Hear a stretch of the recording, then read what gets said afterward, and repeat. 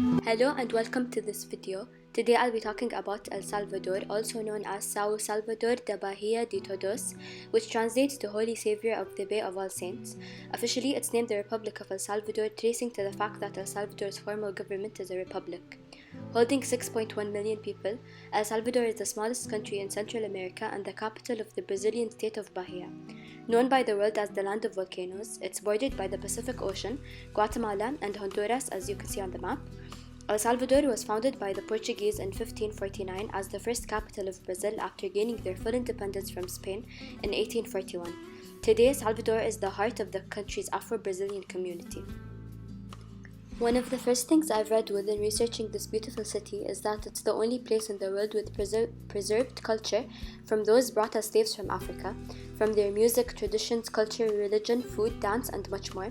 However, El Salvador has been named one of the most dangerous countries in the world with a serious organized crime problem, causing 81.2 murders per 100,000 people. It's one of the deadliest places to go to that isn't a war zone. One of the first things that I read about El Salvador was that it's a country ruled by gangs. Starting in 1980, after a brutal civil war that lasted for over a decade, it birthed a gang culture that is still alive to this day, something that holds great danger and fear to the youth of El Salvador. Although named one of the most dangerous places in the world, it's said to be much better there for tourists. I believe that El Salvador is not represented by its crime but by its people and culture, and helping boost their economy will lessen money made by shady businesses and gang-related schemes, and will increase money made by tourists that want to experience the country for what it's for and what it has to offer. With that being said, 5 of the most famous activities you can try while in Salvador include use of beautiful culture and history, such as visiting the Pelourinho, which is Salvador's Cidade Alta, upper town. Pelourinho is home to 17th and 18th century colonial buildings, so outstanding that it was declared a UNESCO World Heritage. Another popular activity tourists love when traveling to El Salvador is surfing, and there are many gorgeous beaches. Some of the most popular beaches for surfing is El Tunco and El Zonte. With breathtaking views and amazing landscape, El Salvador is a great place to relax by a beach hotel or take a yoga class with a view, and that's what a large portion of tourists partake in. Many sweat classes take place throughout the day at hotels joined by people all over the world. There are countless places to go to when it comes to history and culture, but one of the best is the cathedral, which was originally the church of the former Jesuit college. Everything from the interior to the history and art behind its walls is an experience in itself. One of my favorites that I've read about is the Santa Ana volcano, and luckily enough, you can take a bus tour right to it with people who are visiting and would love to share that once-in-a-lifetime experience. As I've mentioned previously, the youth of El Salvador is at great risk. Number 1 being is that El Salvador has one of the highest rates of homicide in the world, and number 2 is that the majority of the youth are of poor families that live in poor urban areas in the country.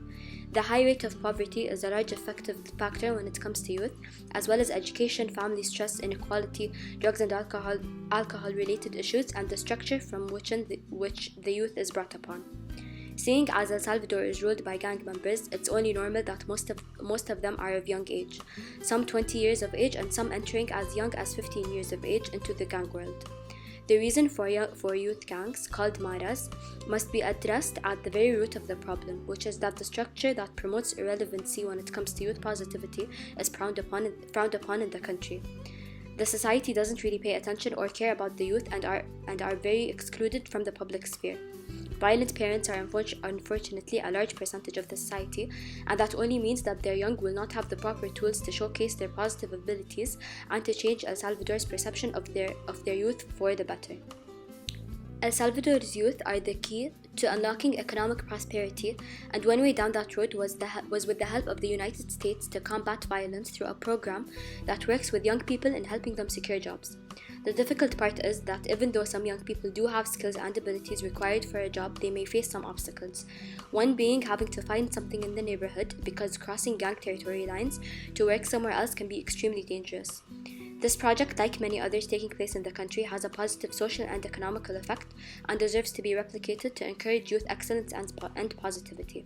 It takes a whole country, government, and its society and people to encourage their youth, because in the end, their country will be in their hands and in the future, and it's only fair to make those hands positive and a way to a better and safer El Salvador for the youth.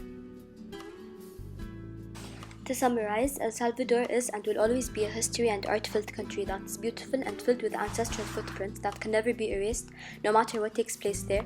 It's no secret that violence is the first topic to come up when searching about El Salvador, but surely within taking care of El Salvador's youth and providing them with the right facilities and ideologies, it will pave the way for a brighter and better El Salvador. Thank you so much for watching, and I hope you enjoyed this short presentation of El Salvador.